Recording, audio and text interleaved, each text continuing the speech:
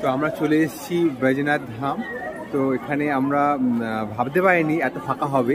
আজকে 1 মে, বিশাল ভিড় ভেবেছিলাম, কিন্তু এসে দেখি সকাল থেকে দুপুর থেকে ঝড় বৃষ্টি হয়েছে, ঠান্ডা ঠান্ডা ওয়েদার। তো জ্যোতির্লিঙ্গ এত ফাঁকা, আমরা এসে অবাক, দেখে অবাক।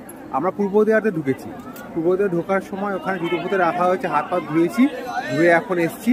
মন্দির 7:30টার সময়, সন্ধ্যে 7:30টার সময় খুলবে গেট। আমাদের এই পাশে হচ্ছে শক্তিপীঠ, আর এই হলো বাবার মন্দির। তো অনেক ফাঁকা, কিছুই ভিড় নেই, পুরো এই এখন এখানে আরতি হবে। লিদা এখন ঘুরে বেড়াচ্ছে, এখানে খুঁজে পেয়েছে। তো এখানের প্রত্যেকটা জিনিস দেখে অবাক আমরা, এত সুন্দর। আর পুরো ধোয়া পরিষ্কার করা জায়গা, কোনো নোংরা নেই, এত পরিষ্কার জায়গা। আমি ভাবতে পারছি না, পায়ে মনে হচ্ছে জল শুধু লাগছে, কোনো কাদাও নেই। তো চলো দেখাচ্ছে আর কি আছে এখানে, কেমন লাগলো।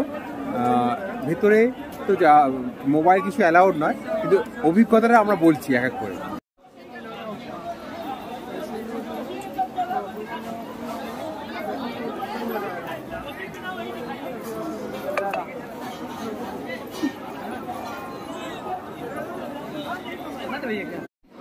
আমরা মন্দির ঢোকার রাস্তা চলে এসেছি, এরকম রেলিং করা জায়গা।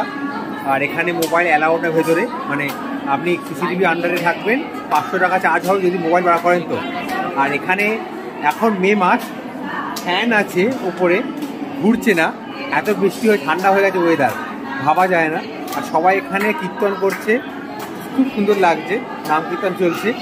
আর এই এরিয়াটা হচ্ছে সরস্বতী, মা সরস্বতী মন্দিরের পাশ দিয়ে ঢুকতে হয়।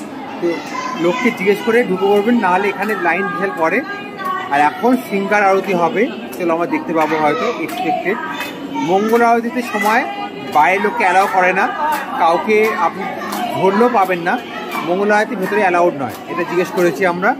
আর মন্দিরের ভেতরে আমরা পেয়ে গেছি লক্ষ্মীনারায়ণ মন্দির, গণেশের মন্দির, হনুমান মন্দির, মা কালী মন্দির, তারা মন্দির, তার সঙ্গে অন্নপূর্ণা মন্দির, তার মা গঙ্গা মন্দির, সমস্ত আমাদের বড় বড় দেবদেবতার মন্দির এখানে ভেতরে আছে।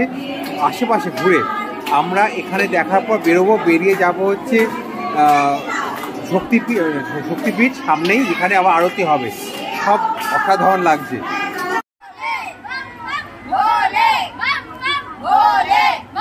শক্তিপীঠ আর হচ্ছে জ্যোতির্লিঙ্গ।